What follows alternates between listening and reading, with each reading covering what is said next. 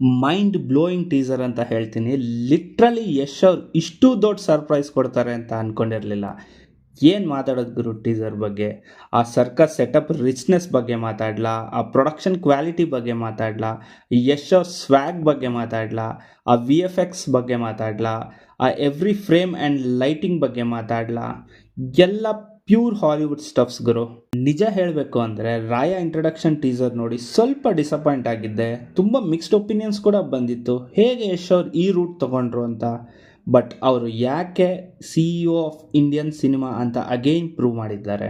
ಈ ಟೀಸರ್ದು ಹೈಲೈಟ್ ಆ last 20 seconds bomb ಆಗಿತ್ತು. ಆ ಫಿಸಿಕ್ಕು, ಆ ಹೇರ್ ಕಟ್ಟು, ಆ style, Yash without beard after many years stun ಆಗೋದೆ ಗುರು. ಇನ್ನು ಈ ಮೂವಿ ಸ್ಟೋರಿ ವಿಚಾರಕ್ಕೆ ಬಂದರೆ ಮೇಲ್ನೋಟಕ್ಕೆ ಇದು ಅಪ್ಪ ದಟ್ ಈಸ್ ರಾಯ ವರ್ಸಸ್ ಮಗ ಅನಿಸುತ್ತೆ. But I know it's too early to judge. ನಂಗೆ ಸ್ವಲ್ಪ ಡಿಸಪಾಯಿಂಟ್ ಆಗಿದ್ದಂದರೆ ಆ BGM, ಯಾಕಂದರೆ ರವಿ ಬಸ್ರವ್ರ ಸ್ಟ್ಯಾಂಡರ್ಡೇ ಬೇರೆ. ಎನಿವೇಸ್ ಮಾರ್ಚ್ 19ವರೆಗೂ ವೆಯ್ಟ್ ಮಾಡೋಣ. ದುರಂಧರ್ ಪಾರ್ಟ್ 2 ಬೇರೆ ಅದೇ ಡೇಟಲ್ಲಿದೆ. ಸೊ ಟಾಕ್ಸಿಕ್ ವರ್ಸಸ್ ದುರಂಧರ್ ಕ್ಲಾಶ್ಗೆ ಇವಾಗ ಒಂದು ತೂಕ ಬಂತು. ನನಗಂತೂ ಎಕ್ಸೈಟ್ಮೆಂಟ್ ಪೀಕಲ್ಲಿದೆ. ನಿಮಗೆ ಟೀಸರ್ ನೋಡಿ ಹೇಗನ್ನಿಸ್ತು?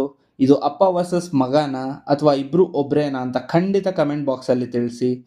ಸಿಗೋಣ next time, and thanks for watching ಚಲನ ವಿಚಿತ್ರ.